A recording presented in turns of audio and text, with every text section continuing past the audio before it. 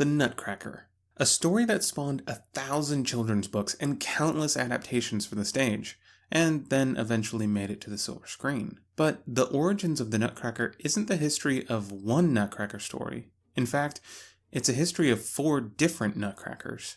Let's look closer at the story of the very first Nutcracker. The year is 1816, and the place is Berlin, at the time a part of the Kingdom of Prussia. Enter Ernst. Born in 1776 as Ernst Theodor Wilhelm Hoffmann, he later changes his name to Ernst Theodor Amadeus Hoffmann in honor of Wolfgang Amadeus Mozart. Ernst is 40 years old and works in the courts as a civil servant, but the law isn't his only passion. You see, Ernst has a side hustle. When he's not studying law, he composes music, writes articles critiquing music, draws, paints, and writes fiction. And one of his short stories, Nutcracker und Mauskönig, is where our story begins. Roughly translated as Nutcracker and Mouse King, the story follows the Stahlbaum family, specifically their young daughter, Marie. The story opens on the Stahlbaum family home on Christmas Eve, and the children are eagerly awaiting to open their presents. One of the presents that Marie finds under the tree is a funny-looking man, for his body was rather too tall and stout for his legs, which were too short and slight. Moreover, his head was a good deal too large, and on his head a cap, like a miner's. Later, the Nutcracker comes to life, defeats the 7-headed Mouse King, and takes Marie to Toyland, a magical place where the Nutcracker is a prince. Earlier in the story, Godfather Drosselmeyer tells Marie about how the Nutcracker was a real boy that was cursed and turned into a Nutcracker. After Marie expresses her love for the Nutcracker despite his appearance, he transforms back into a real boy. They are betrothed, and they go to live in Toyland as king and queen. So, how do we get from Hoffmann's dark fantasy of Nutcracker and Mouse King to the sweet sugary fluff of the Nutcracker we know today? Fast forward 29 years. It's now 1845, and one of the most financially successful authors of the time is about to release a new story. Who is this literary celebrity? None other than Alexandre Dumas, who you might know from some of his more famous works like The Three Musketeers and The Count of Monte Cristo. The new story from Dumas is called Histoire d'une casse-noisette, and is basically Hoffmann's story translated from German to the French with an introduction written by Dumas. There are other small changes too. The family's name is changed to Silberhaus, and some of the other characters have different names. But it's basically the same story as Hoffmann's. Dumas even says so in his introduction. The story I am about to relate is not my own. It is by Hoffmann. One thing that Dumas has that Hoffmann didn't when the story was first published was name recognition.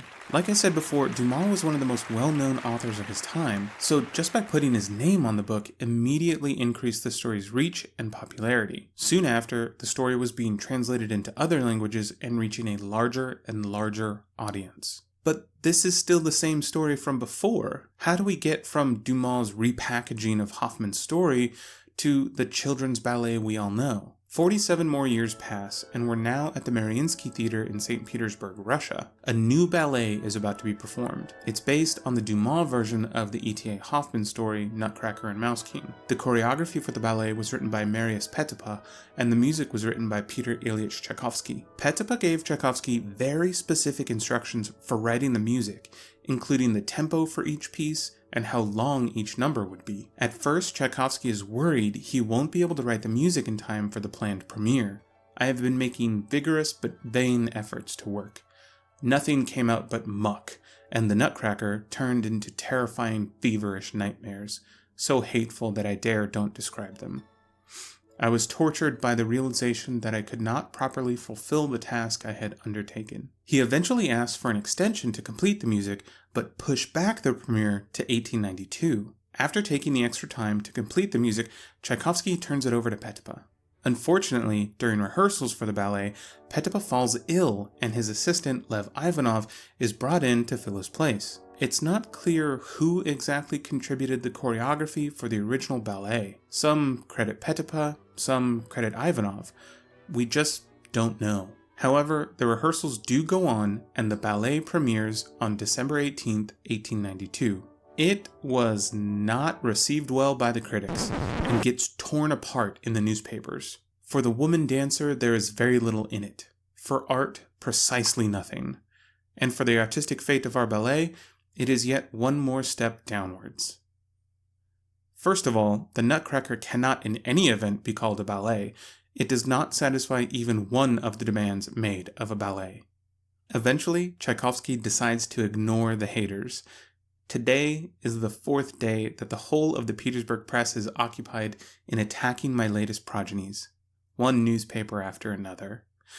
But I am completely indifferent to it all, being certain that my day will come. So, if the original Nutcracker ballet was so bad, how did it get so popular? Even though the ballet was panned by critics, the music was another story. After finishing the complete score for the ballet, Tchaikovsky cuts another version of the music. He picks out 8 music numbers from the entire ballet and calls this curated version the Nutcracker Suite. The Nutcracker Suite ends up being more popular than the ballet and gets picked up by orchestras as part of their repertoire. So even though the original ballet was a flop, some of the original music continues to be played in concert halls in the form of the Nutcracker Suite for the next 50 years. This version of the Nutcracker keeps the idea of a Nutcracker ballet alive until 1954, when George Balanchine creates a new Nutcracker ballet for the New York City Ballet. He uses Tchaikovsky's music, but creates his own choreography and staging. This version of the ballet becomes very popular,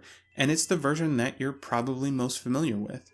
It's been performed all around the world and continues to be performed today. Balanchine's success led to different versions of the Nutcracker ballet to be created, but his version is the one you've probably seen in the theater or on television.